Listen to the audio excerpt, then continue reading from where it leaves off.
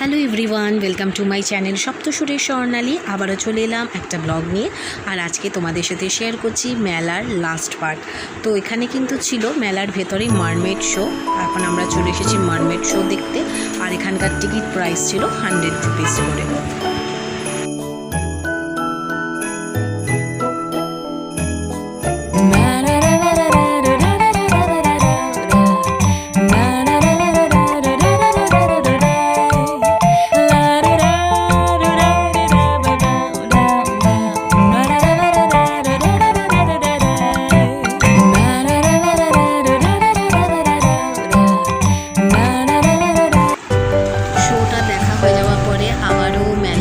ঘুরছিলাম কেন তোমাদের বললাম যে অনেক বড় মেলাটা বসেছে, আরও দোকান বসেছে, তো সেগুলো একটু ঘুরে দেখছিলাম। এছাড়া দেখলাম বইয়ের দোকান রয়েছে, কাপ ডিশের দোকান তো থাকবেই মেলাতে, সেটা তো রয়েছে।